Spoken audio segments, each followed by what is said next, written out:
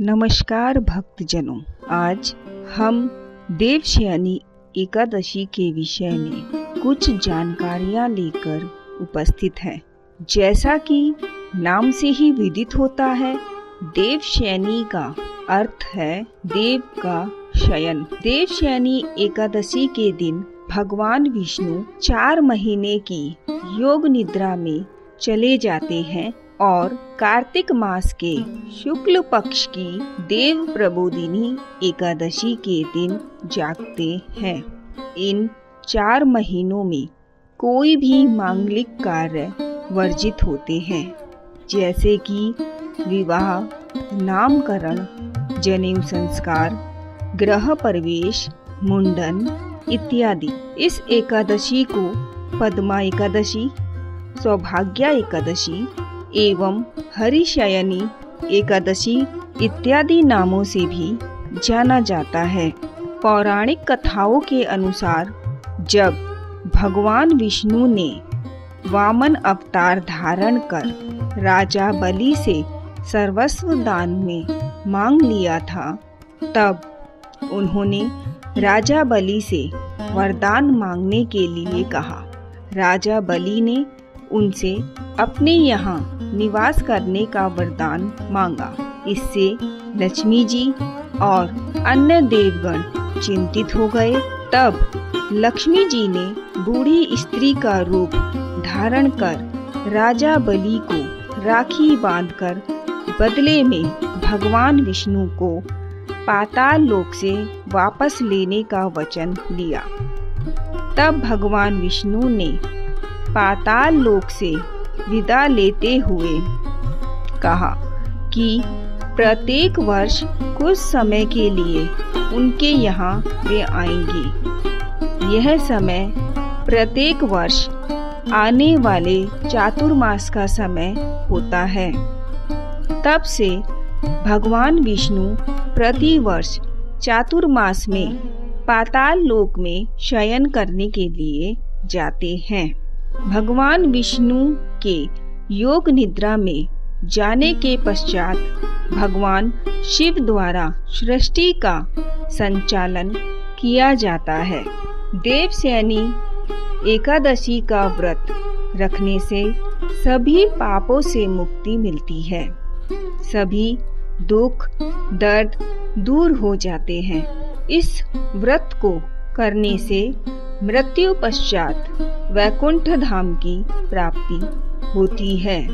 क्योंकि देवशयनी एकादशी का व्रत भगवान विष्णु को समर्पित है, अतः इस व्रत में भगवान विष्णु को प्रसन्न करने हेतु पीले वस्त्र, पीले फूल, धूप तथा प्रभु के पसंद का भोग अर्पित किया जाता है।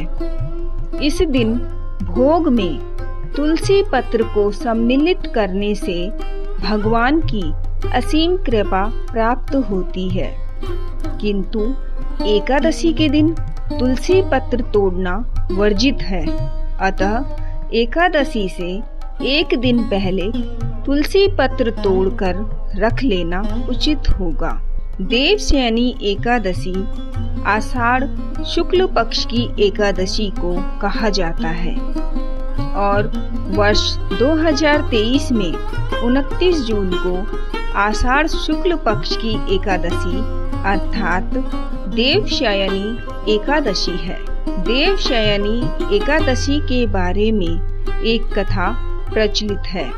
यदि इस दिन आप व्रत ना भी रख पाएं, तो इस कथा के श्रवण मात्र से आपको इसका महात्म्य प्राप्त होगा। धर्मराज युधिष्ठिर ने कृष्ण भगवान से आषाढ़ शुक्ल एकादशी के विषय में पूछा।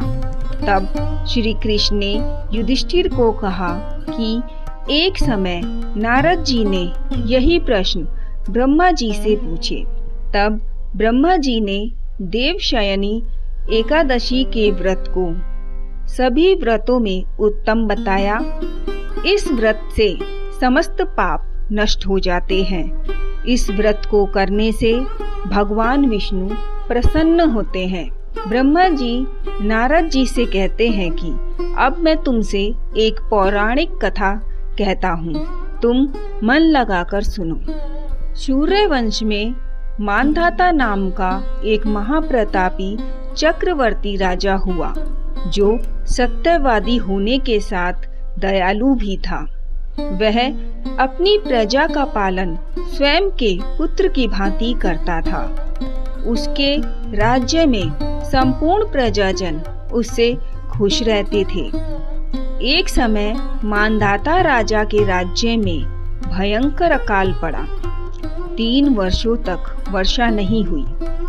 अन्न की कमी के कारण प्रजा त्राही त्राही करने लगी। राज्य में यज्ञ इत्यादि भी बंद हो गए। एक दिन प्रजा राजा के पास जाकर कहने लगी कि हे राजा, समस्त विश्व की सृष्टि का कारण वर्षा है और वर्षा के अभाव में अकाल पड़ गया है। अकाल से प्रजा मर रही है, इसलिए हे राजन, कोई उपाय करे जिससे प्रजा का कष्ट दूर हो। उनकी बातें सुनकर राजा अत्यंत दुखी हुए और अपने कुछ सैनिकों के साथ वन को प्रस्थान किया। अनेक ऋषियों के आश्रम में भ्रमण करते हुए अंत में ब्रह्मा जी के पुत्र ऋषि अंगिरा के आश्रम में पहुँचे। वहां पहुंचकर राजा ने ऋषि को प्रणाम किया और अपनी समस्या बताई।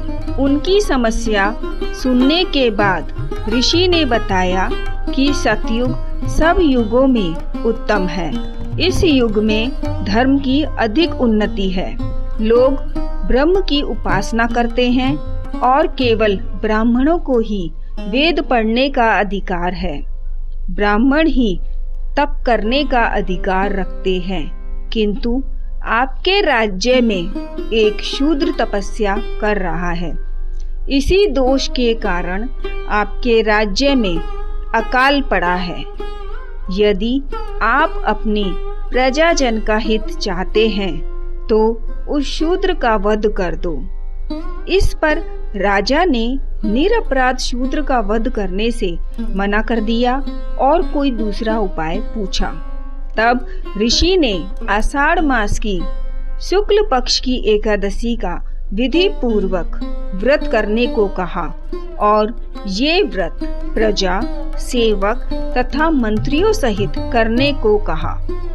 ऋषि के ऐसे वचन सुनकर राजा अपने राज्य में वापस आए और विधि पूर्वक पद्मा एकादशी का व्रत किया। उस व्रत के प्रभाव से वर्षा हुई और अकाल का अंत हुआ। यह व्रत पापनाशक है। इस कथा को पढ़ने या सुनने से मनुष्य के सभी पापों का नाश होता है और अंत में उसे मोक्ष की प्राप्ति होती है।